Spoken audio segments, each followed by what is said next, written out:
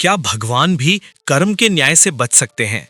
जानिए धृतराष्ट्र के उन 100 पुत्रों की मौत का खौफनाक रहस्य जो 50 जन्मों से उनका पीछा कर रहा था। समय ना कभी रुकता है, ना कभी भूलता है।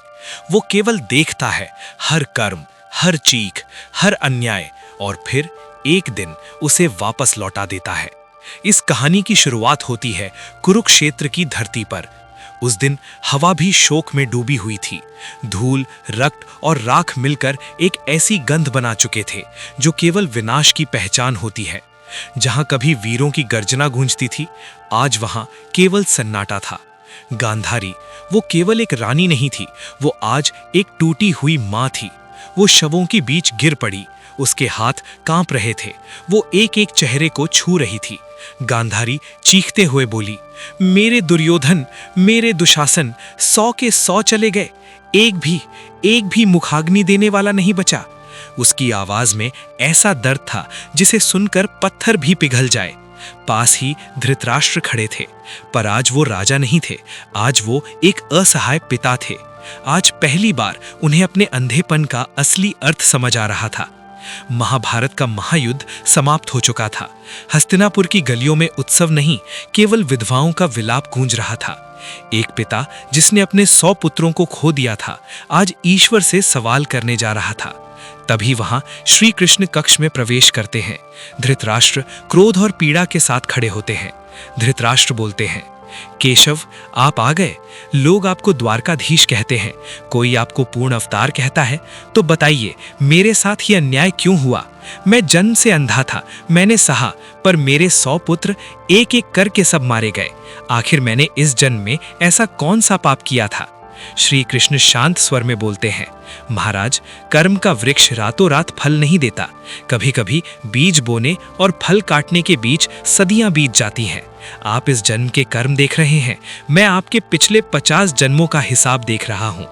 आज से ठीक 50 जन्म पहले धृतराष्ट्र एक क्रूर शिकारी थे। वो कोई राजा नहीं था, न ही कोई महापुरुष। वो एक साधारण बालक था, एक छोटे से वन ग्राम में जन्मा। उसका नाम था अर्जक। उसके पिता एक शिकारी थे और माँ एक सरल करुणामयी स्त्री। गरीबी थी, भूख थी, पर एक चीज थी जो नहीं थी, क्रूरता। समय बीता, अर्जक बड़ा होने लगा। उसके हाथों में अब धनुष था और आंखों में लक्ष्य। पहले वो शिकार केवल जरूरत के लिए करता था, पर धीरे धीरे उसे अपने कौशल पर गर्व होने लगा। हर सटीक निशाना उसके अहंकार को बढ़ा रहा था। अब अर्जक बदल चुका था। वो अब जरूरत के लिए नहीं, दिखावे के लिए शिकार करता था। गांव में लोग उसकी तारीफ करते, अर्जक सबसे बड़ा शिकारी है, उसका निशाना कभी नहीं चूकता। और यही शब्द उसके भीतर जहर बनकर फैल गए। अब उसे जानवरों में प्राण नहीं दिखते थे, उसे केवल लक्ष्य दिखता था। और फिर वो दिन आया जिसने सब कुछ बदल दिया। एक विशाल वृक्ष, उसकी सबसे ऊंची शाखा पर एक बड़ा घोंसला, जिसमें 100 नन्हे चूजे, पक्षी के बच्चे चहक रहे थे। उस दिन अर्जक ने क्रूरता की सारी हदें पार कर दी थी। अर्जक ने उस पक्षी को मारना चाहा, पर वो उड़ गया। अपनी गुस्सा मिटाने के लिए जलते हुए अंगारे उस घोंसले में डाल दिए। मादा पक्षी पागलों की तरह उड़ने लगी। वो बार बार आग में जाती, अपने पंख जलाती, फिर भी अपने बच्चों को बचाने की कोशिश करती। ऊपर चूजे चीख रहे थे, माँ माँ, और नीचे अर्जक हंस रहा था, अब बचा ले इन्हें। उस दिन एक घोंसला नहीं जला था, एक माँ का हृदय जला था और एक पाप जन्मा था। वो 100 मासूम बच्चे अर्जक की आंखों के सामने तड़प तड़प कर मर गए। उस माँ पक्षी की चीखें आज भी ब्रह्मांड में गूंज रही हैं। प्रकृति ने सब महसूस किया और कर्म ने सब लिख लिया। उस दिन कहीं ब्रह्मांड में एक अदृश्य पन्ने पर लिखा गया, 100 प्राण अन्याय से लिए गए, और उसके नीचे एक नाम लिखा गया, अर्जक। धृतराष्ट्र की सांसें तेज हो गई थीं। उनके शरीर का हर कण कांप रहा था। उनकी बंद आंखों के पीछे अब केवल अंधकार नहीं था, बल्कि एक भयानक सत्य था। उनका शरीर कांपने लगा। धृतराष्ट्र फुसफुसाते हुए बोले, वो मैं था। श्री कृष्ण ने धीरे से उनकी ओर देखा। हाँ महाराज, वो आप ही थे। ये सुनते ही जैसे धृतराष्ट्र के भीतर की सारी शक्ति समाप्त हो गई। वो भूमि पर बैठ गए।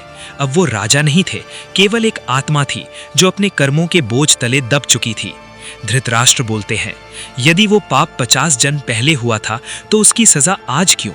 मुझे पिछले 49 जन्मों में दंड क्यों नहीं मिला? तब श्री कृष्ण बोलते हैं, यही कर्म का रहस्य है। किसी भी बड़े पाप की सजा पाने के लिए आपके पास उतना पुण्य भी होना चाहिए कि आप उस स्थिति तक पहुंच सके। आपको 100 पुत्रों की मृत्यु का दुख तब तक नहीं मिल सकता था जब तक आपके पास 100 पुत्र ना हो, और 100 पुत्रों को पाने के लिए आपको 50 जन्मों तक तपस्या और पुण्य संचित करना पड़ा। जब आपका पुण्य फलित हुआ और आपको 100 पुत्र मिले, तब आपके उस पुराने पाप का समय भी आ गया। इसके बाद श्री कृष्ण बोलते हैं, महाराज, आप अंधे इसलिए नहीं हैं कि आपकी आंखें नहीं हैं। आप अंधे इसलिए हैं क्योंकि आपने उस दिन उन 100 पक्षियों की मां की दर्द नहीं देखी थी। प्रकृति का न्याय अंधा नहीं होता, वो केवल सही समय की प्रतीक्षा करता है। आज आपके 100 पुत्रों का शव केवल मांस के लोथड़े नहीं है, वे आपके 50 जन्म पुराने कर्मों का ब्याज है। जब आपने आग लगाई थी तब वो पक्षी केवल एक पक्षी नहीं था, वो एक माँ थी। और आज जब गांधारी की कोख सूनी हुई है तो वो केवल एक रानी नहीं, वो भी एक माँ है। प्रकृति किसी के मुकुट को नहीं देखती, वो केवल उसके हाथों के खून को देखती है। श्री कृष्ण बोलते हैं, इंसान सोचता है कि अंधेरे में किया गया पाप कोई देख नहीं रहा, लेकिन समय सब लिख रहा है। कर्म की चक्की धीरे चलती है पर पीसती बहुत बारीक है। क्या आपको भी लगता है कि आपके साथ अन्याय हो रहा है? याद रखिए, जो आज आपके साथ हो रहा है वो कल के किसी बीज का परिणाम है। अच्छे कर्म करते रहिए, क्योंकि हिसाब सबका होता है। जो दर्द हम देते हैं वो किसी न किसी रूप में हमारे पास लौटता है। पर याद रखिए, सजा अंत नहीं है, वो एक अवसर है खुद को बदलने का। कर्म की अदालत में वकील नहीं होते, केवल गवाह होते हैं, और वो गवाह है समय। अगर आप इस वीडियो से सहमत हैं तो कमेंट में जय श्री कृष्ण हर हर महादेव जरूर लिखें।